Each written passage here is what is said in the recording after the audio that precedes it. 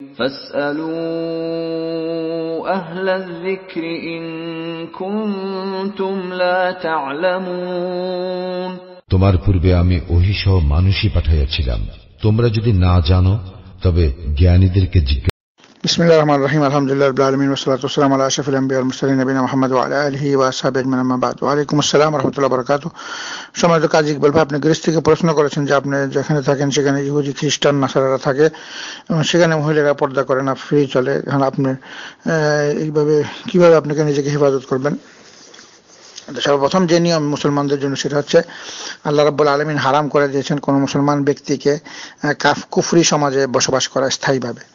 তো কুফরি সমাজে স্থায়ীভাবে বসবাস করা, তাদের নাগরিকত্ব নিয়ে সেখানে দুনিয়ার সুখ শান্তির জন্য সেখানে থাকা, এটা ইসলামের শরীয়তের বিরোধী কাজ। এবং যারা নাকি দুনিয়ার জন্য কুফরি সমাজে অর্থাৎ কাফের দেশে, পশ্চিমা দেশে থাকবে এবং সেই ব্যাপারে তার সন্তুষ্ট হয়ে থাকবে এবং তার এই জন্য তার দিন ইসলাম অনেক বিধিবিধান তার হবে, সঠিকভাবে সে আদায় করতে পারবে না। এই জন্য আল্লাহ তাআলা পবিত্র কোরআনে সূরা নিসার 97 নম্বর আয়াত থেকে 100 নম্বর আয়াত পর্যন্ত 4টা আয়াতে কঠোরভাবে হুমকি দিয়েছেন এবং মৃত্যুর সময় আযাবের ফেরেশতারা তাদের কঠোরভাবে তাদের জান কবজ করবে যারা এরকম কাজ করেছে। কিন্তু যদি কেউ বাধ্যবাধকতা হয়ে যাবে, এমন বিপদে পড়ে যে সে পারতেছে না, সে বাধ্য হয়ে থাকতে হচ্ছে সেখানে, ওই দেশ ছাড়ার এবং কোনোখানে গিয়ে স্থানান্তর হওয়ার, সেখানে গিয়ে প্রতিষ্ঠিত হওয়ার, স্থায়ীভাবে বসবাস করার, এরকম ধরনের যদি কোনো ব্যবস্থাপনা না থাকে চেষ্টার পরও, তখন সেটা আল্লাহ ক্ষমা করবেন, সেটা বলে দিয়েছেন। বিদেশে কুফরি সমাজে 7টা কারণে যাওয়া যায়। 1 নম্বর হচ্ছে দাওয়াত দেওয়ার জন্য, দিন ইসলামের তবলিগ দাওয়াতের জন্য যাওয়া যায়।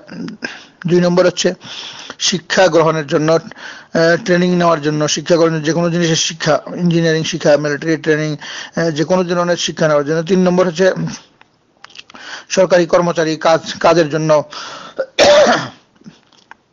অর্থাৎ সরকারি কর্মচারী হিসেবে সেখানে নির্দিষ্ট টাইমের জন্য সে 5 বছর চাকরি করবে, তারপর দেশে চলে আসবে, এই জন্য যাওয়া অসুবিধা। 4 নম্বর হচ্ছে ব্যবসা বাণিজ্যের জন্য, সাহাবায়ে কেরামরা কাফের দেশে ব্যবসা বাণিজ্য করতে যাইতেন এবং এই ফাঁকে তারা কাফেরদেরকে দাওয়াত দিতেন।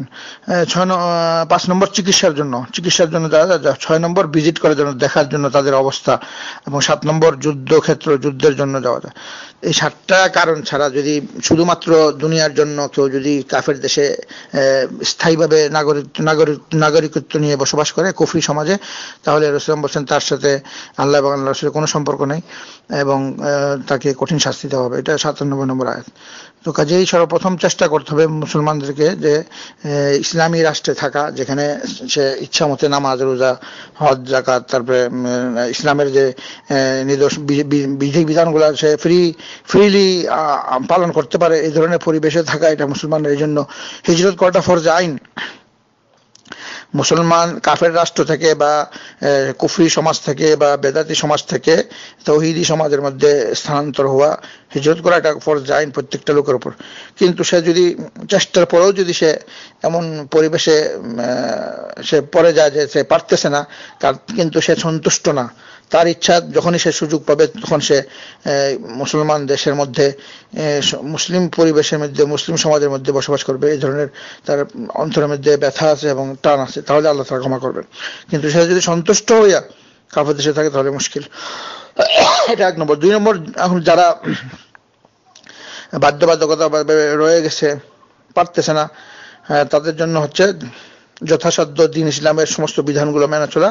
আর যে ক্ষেত্রে আপনার প্রশ্ন করেছেন যে সেখানে মহিলারা, ইহুদি খ্রিস্টানরা পর্দা করে না, সেখানে নিজেকে সংযম করার কি নিয়ম সেটা আল্লাহ তাআলা বলে দিয়েছেন পবিত্র কোরআনে সূরা নূরের মধ্যে।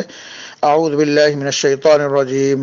কুল লিল মুমিনিনা ইয়াগুযযু মিন আবসারিহিম ওয়া ইয়াহফাযু ফুরুজাহুম যালিকা আযকা লাহুম ইন্নাল্লাহা খাবীরুম বিমা ইয়াসনাউন। আল্লাহ তাআলা বলতেছেন, আপনি বলে দিন, মুমিনদেরকে বলে দিন তাদের দৃষ্টি যেন নিচের দিকে রাখে এবং তারা নিজের লজ্জাস্থানকে হেফাজত করে, এটাই তাদের জন্য সবচেয়ে বেশি পবিত্রতা। তারা যা করে আল্লাহ তাআলা দেখতেছেন। তবে সবসময় দৃষ্টিকে নিচে রাখা, তাদের দিকে না তাকানো, সেটা পুরুষের ক্ষেত্রে, মহিলাদের ক্ষেত্রে। মহিলারাও পুরুষদের দিকে তাকাবে না, মহিলারা পর্দা করে চলবে এবং পুরুষরাও মহিলাদের দিকে তাকাবে না। অর্থাৎ মুসলমান মহিলারা বাইরে হইলে পর পুরুষের দিকে তাকাবে না, নিচের দিকে তারা তাকাবে এবং তেমনিভাবে যদি পুরুষ মুসলমানরা বাইরে, তারা মহিলাদেরকে তাকাবে না এবং তারা নিজেদের লজ্জাস্থানকে যথাযথভাবে হেফাজত করবে এবং চেষ্টা করবে যথাসাধ্য দ্বীন ইসলামের বিধানগুলা মেনে চলার। যদি এখানে অসম্ভব হয় তাহলে তাদের উচিত সেই দেশ ত্যাগ করা, হিজরত করা, স্থানান্তর হয়ে ট্রান্সফার হওয়া অন্য দেশে, যে দেশে সে দ্বীন ইসলামের বিধানগুলো উন্মুক্তভাবে স্বাধীনভাবে পালন করতে পারে। আল্লাহ তাআলা আমাদের মুসলমান সবাইকে সত্যিকারভাবে হিজরত করার তৌফিক দান করুক। কারণ রাসূলুল্লাহ সাল্লামের যুগে সাহাবায়ে কেরামরা তাদের ঘর বাড়ি, তাদের সম্পদ, টাকা পয়সা সমস্ত কিছু ছেড়ে দিয়েছিল। তারা ছেড়ে শুধু শরীরটা নিয়ে তারা মদিনায় হিজরত করলো আল্লাহ এবং আল্লাহ রাসূলের জন্য, এই দিনের জন্য। আল্লাহ তাআলা তাদেরকে সেখানে প্রতিষ্ঠিত করেছিল, এই জন্য তারা ক্ষতিগ্রস্ত হয়নি, বরং তারা এত লাভবান হয়েছে যে আল্লাহ তাআলা তাদেরকে দুনিয়াতেই জান্নাতের সুসংবাদ দিয়েছিল। তো আমরা দোয়া করি আল্লাহ রাব্বুল আলামিন সমস্ত মুসলমানদেরকে সেই সাহাবায়ে কেরামদের অনুসরণ করা এবং আল্লাহ এবং আল্লাহ রাসূলকে সবচেয়ে বেশি ভালোবাসা, দিনকে ভালোবাসা, দিনের জন্য দুনিয়া ত্যাগ করা এবং আল্লাহর সন্তুষ্টি অর্জন করার জন্য সকল ধরনের চেষ্টা সাধনা উৎসর্গ করার তৌফিক দান করুক। সাল্লাল্লাহু আলা নবিয়িনা মুহাম্মদ ওয়া আলা আলিহি ওয়া আসহাবিহি আজমাইন বিরহমাতিকা ইয়া আরহামার রাহিমিন।